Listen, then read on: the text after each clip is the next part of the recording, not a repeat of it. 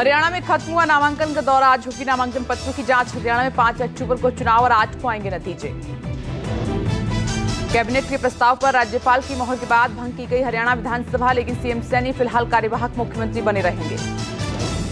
हरियाणा में एक और गठबंधन एनडी और बसपा के साथ आई हरियाणा लोकहित पार्टी सिरसा से गोपाल कांडा होंगे प्रत्याशी। अभय चौटाला ने किया है समर्थन। गोपाल कांडा सिरसा विधानसभा सीट से प्रत्याशी होंगे। वहीं बाकी सीटों पर गोपाल कांडा की पार्टी इनेलो और बसपा के उम्मीदवारों की मदद करेगी। समाजवादी पार्टी और आप से नहीं बनी बात, तो अब कांग्रेस ने सीपीआईएम पर किया एतबार। हरियाणा में मिलकर लड़ेंगे चुनाव। कांग्रेस ने गठबंधन के तहत एक सीट दी।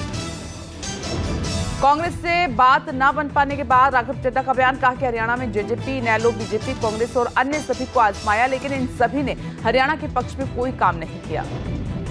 पूर्व deputy CM Dushyant Chautala Congress CPIM गठबंधन को लेकर बयान दिया। उन्होंने कहा कि भिवानी की सीट कांग्रेस ने सीपीआईएम को दे दी।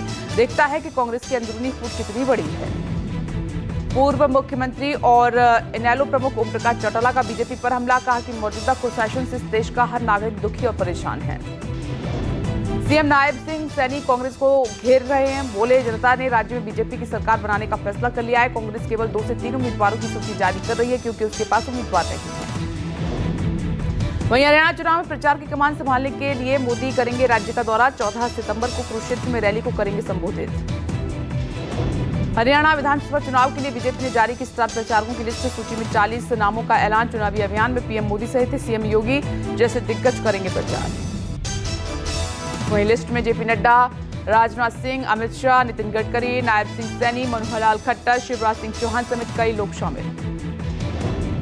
आज अरविंद केजरीवाल की जमानत पर आएगा फैसला। सुप्रीम कोर्ट सुबह 10:30 बजे फैसला सुनाएगा। जस्टिस सूर्यकांत और जस्टिस उज्जवल भुइयां की बेंच सुनाएगी फैसला। चीफ जस्टिस डीवाई चंद्रचूड़ के घर पर गणपति पूजा में पीएम के शामिल होने पर सियासत जारी। पूजा में शिरकत करने का वीडियो आया सामने। विपक्ष ने किया सवाल।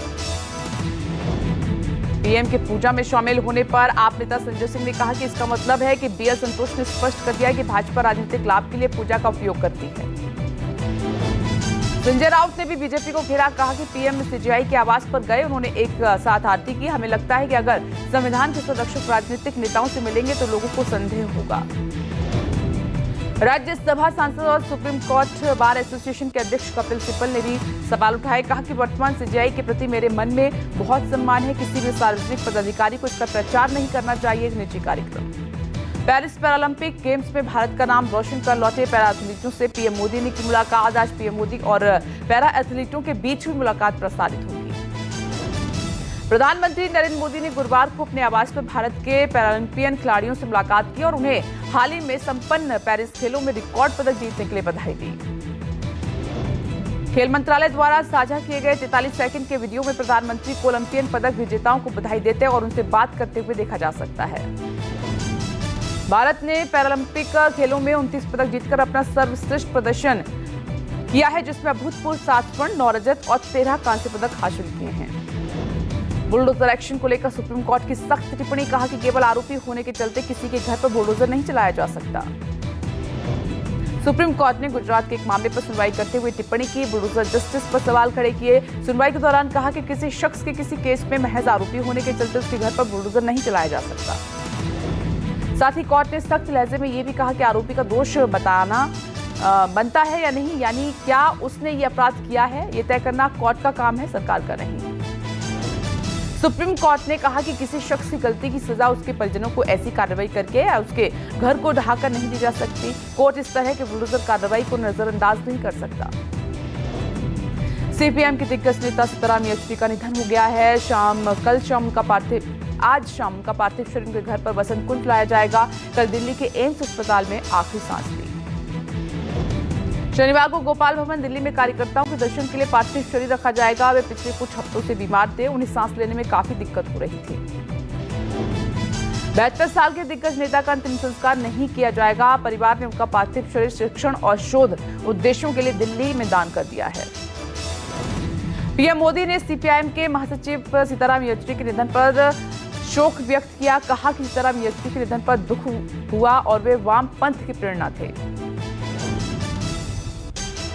सदन में नेता विपक्ष राहुल गांधी ने भी सीताराम येचुरी के निधन पर दुख प्रकट किया। उन्होंने कहा और लिखा, एक्स पर सीताराम येचुरी भी दोस्त थे, उन्हें भारत की गहरी समझ थी, वे भारत की विचारधारा के रक्षक थे।